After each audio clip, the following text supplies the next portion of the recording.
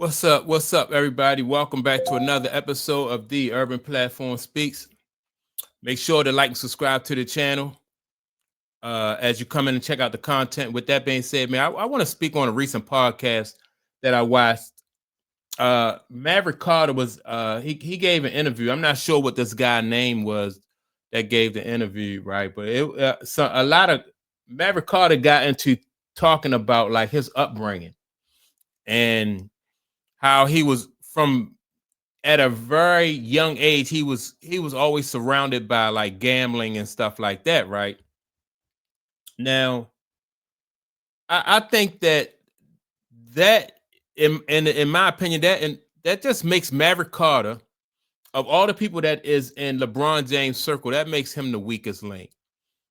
And now, when you have an opportunity to be around somebody like a LeBron James, and you're not family, you're just like one of his homeboys or one of his buddies growing up.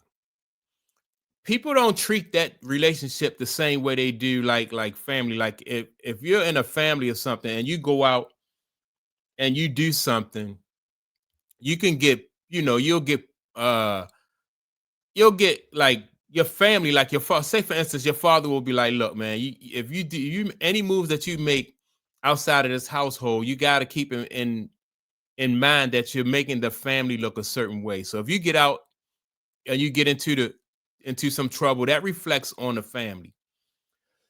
But it's not that way with friends, right?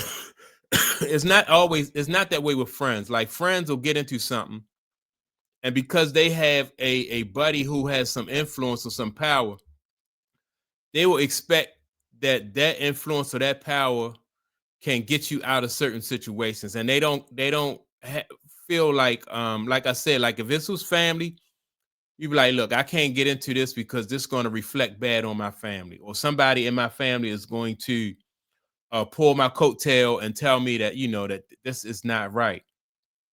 And so when you think about Maverick Carter, and he's going to get into, I'm going to play this audio. He's going to get into talking about like I said, his upbringing, but it's basically just about him, and it shows that like all the moves that he make is really don't take into account like LeBron James or LeBron James' legacy. And I had no idea that Maverick Carter, was into gambling as much as he is, right? And that makes Maverick Carter the weakest link, I think, in his circle. Now I know that Damon Jones was arrested, and but Damon Jones is not, in my opinion, he's not as close to LeBron James as Maverick Carter. I mean, I can see a situation where Damon Jones called LeBron. He asked him, like what's going on. He might get into some small talk, and LeBron might say, "Yeah, I tweaked my ankle. I probably won't even play tonight." You know what I mean? And then Damon Jones can take that information and go benefit from it, right? That right, a situation like that really, to me, I think it probably won't put LeBron James in too much harm's way. But when you have Maverick Carter, like his right hand man, or one of his right hands, I think what's the other guy named Rich Paul, like very close to him. So anything that Maverick Carter gets into, that's a reflection of LeBron James. But I never hear this guy say anything about like how he respect LeBron James or respect LeBron James' image or legacy. It's always about Maverick Carter. And I think that if there's any way that LeBron James can be tied to these gambling allegations, that it'll go through Maverick Carter, because people who gamble and have, who like to gamble as much as Maverick Carter did, they have a saying in poker, like you got to know when to fold them. And so that means that, sometimes you got to throw your hand in, and whatever the consequences of throwing your hand in, it is what it is, And so that's why I just think that Maverick Carter is going to be the weak link. But let me play the audio from this podcast so you can hear Maverick Carter talk about gambling and his upbringing and stuff like that, which I think is not really a good look. Friday basically until Sunday night, my mom would come back and get me. And at 5, my grandmother taught me how to play pity pat, how to shoot craps. And then I learned, I didn't get to do it, but I knew how the rake worked. But my job was at the end of the night, and the end of the night could be 5 in the morning, just depends on how long the players played. It could be 7. She'd wake me up, and I'd sweep up the cigarette butts, the beer some cans, change, maybe some money. Yes, and finders keepers. Yeah. But my grandmother taught me a valuable lesson, which was whatever I found, and I'd find $1 or $5. Sure. But every night, a good night, I could find $20. Yeah. On It's a lot of bad money. night, I'd find $2. Yeah.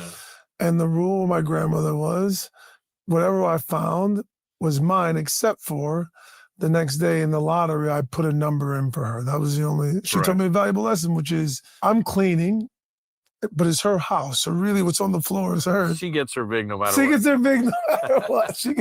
She taught me what it means to take a big Sure. and why people get bigs or not. Yeah. And that's how I grew up from 5 until.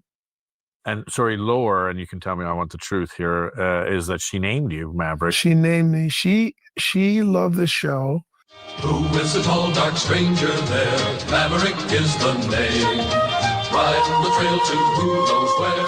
Luck is his companion. Gambling is his game. Before my time, I've watched it in retrospect later in life, Maverick. It's about a guy, Brett Maverick, and his brother, Bart Maverick, which is their last names, which I often tell people. People who know that show, like if I'm at the airport or wherever, and someone asks me my name, if they're old enough to have watched that show, they often ask me, is that your last name? Yeah. Because on the show, that was the guy's last name, wasn't there? She took it and made it my first name. And she told, I would have been her youngest grandchild because my dad was the youngest. So, and she told my mom, you're going to name that boy Maverick. And that was how I got my name. He always carried $100 bill. I always keep $100 bill because of that show. And it was James Garner, grew up with it. Correct. And fantastic show. He was sort of the smart. What I love about him, he always danced right on that, a little Batman-esque, I guess, of like, he's definitely for good, but he might have to do some bad to get, he might have to swing to do a little bad to get everything good to happen. And he's a gambler. And correct. And he was a big gambler, a risk taker. And they made a movie about it with Mel Gibson. Mel Gibson was Maverick, and James Garner is his dad. Correct. Which is funny. Correct. They remade the movie, and my grandmother told my mom that, and my mom said, absolutely, we're doing it. She went with it. I've never asked my mom what was her second choice, because I really don't give a shit, because I don't want any other name. Yeah. I love my name. But I never asked my mom what was her choice. But my grandmother, and to put a fine point on the story, when my mom went into labor, my grandmother left a poker game. Wow. To go to the hospital. Wow. That's a fact. Football season. All right. So you hear him talk about his upbringing and things like that, and I think like I said, when you have the opportunity to be around somebody like LeBron James, it would, to me, it just would make sense for somebody to use that opportunity to better themselves, right? And I thought for a long time, I thought that's what it was. I thought that it was Maverick Carter and Rich Paul. They were like, okay, like LeBron James, his name and his influence can get us into doors that we otherwise would not be able to get into, right? And so knowing that, you'd be like, okay, cool. We're going to show, we get in there and we're going to work hard and we're going to take advantage of this situation. But it's, to me, it just looks like, this guy is the other way around. Like, he is taking advantage of the situation, but he's not maximizing that situation. And I think, like I said, this is going to be the guy that's really, in my opinion, going to bring LeBron James down. If they can tie these allegations any kind of way back to LeBron or time to Maverick, and then Maverick will probably be the one that bring LeBron James down. And I think that, it's just crazy. Like when you have somebody in your circle like that and they don't appreciate the position that you have given them, right? And I know that they have been friends for a long time. And like I said, LeBron opened some doors for him that he would not have been able to get in get into a lot of these any of these rooms that he's in, and so that you get to sit at these interviews and talk about how you got into gambling at an early age.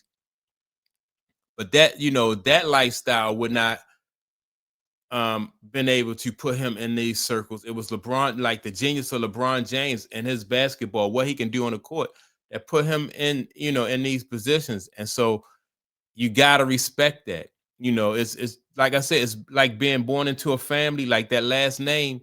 Like he likes the fact that his name is Maverick and he wants to live up to Maverick. But like James, like the James name is what has carried him farther than that Maverick, and so that to me that's just not, like I said, I hope that LeBron James is not really caught up in this gambling stuff. Um and I hope that like it don't come back to this guy right here just trying to bring LeBron James down. And really I don't, because I really can't see somebody with LeBron James is probably a billionaire, right?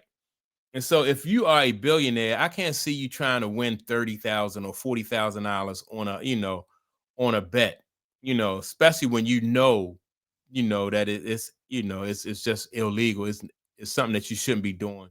So I can't really see that. But if LeBron James is, and they can tie, like I said, this guy, Maverick Carter, which really, and he shouldn't really be talking about this, like gambling and stuff like this, not now with all that's going on in the gambling world. So, like I said, man, I just hope that LeBron James can't be connected to this, man, because this right here is something that he don't need, and this will really destroy his legacy by a person that he has put in position. He changed this guy's life. He changed Rich Paul's life, and so that's my take on it. Make sure to like and subscribe to the channel. Also, don't forget to leave a comment, and I'll check you all out in the next video. Peace.